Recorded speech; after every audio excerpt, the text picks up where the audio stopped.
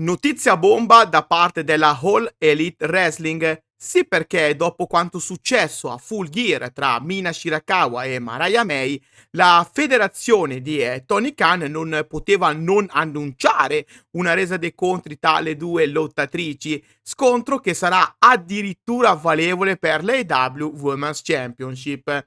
Una battaglia che, un po' a sorpresa, non andrà in onda a World's End, ma bensì a Winter is Coming, puntata speciale che andrà in onda mercoledì 11 dicembre. La decisione è stata presa dopo che nell'ultima puntata di Dynamite Mina Shirakawa era intenta a rilasciare un'intervista ai microfoni di René Paquet, proprio per aggiornare tutti noi fans dei fatti accaduti qualche giorno prima, ma la perfidia di Mariah May ancora una volta ha preso il sopravvento, andando a vendicare quanto successo nel pay-per-view di sabato 23 novembre, attaccando alle spalle Mina Shirakawa e colpendola più e più volte con la sua cintura, mettendola KO.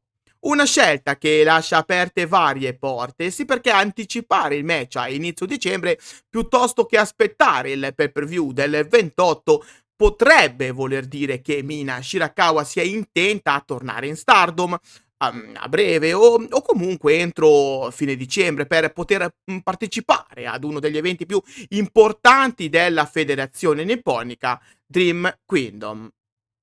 Ad ora ovviamente non si conoscono i piani futuri per la Shirakawa, né tantomeno quale ruolo potrebbe recitare in quel di Dream Kingdom, né tantomeno la card del pay-per-view. Siccome ad oggi conosciamo soltanto il main event, che sarà valevole per la Red Belt e sarà uno scontro tra Tam Nakano e Saya Kamitani, ma di questo parleremo in un prossimo video, quindi stay tuned.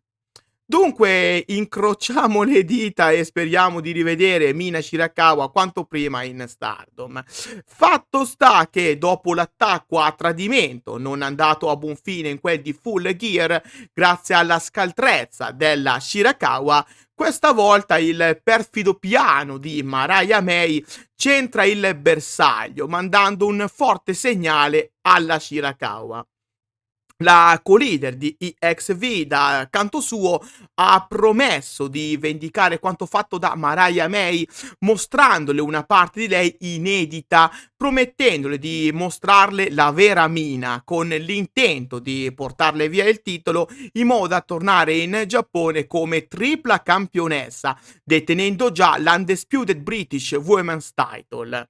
Questo per Mina Shirakawa sarà il secondo tentativo di conquistare le W Women's Championship dopo l'assalto fallito in quel di Forbidden Door contro Toni Storm.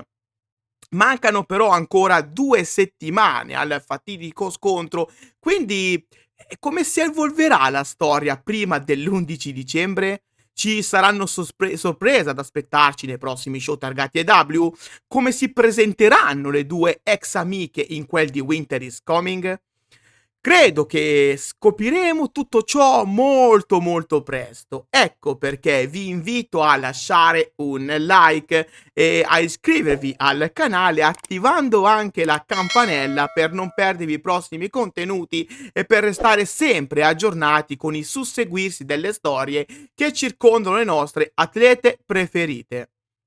A tal proposito, vi ricordo che qua sotto in descrizione potete trovare tutti i link del progetto Donne tra le corde, un progetto completamente dedicato al wrestling femminile.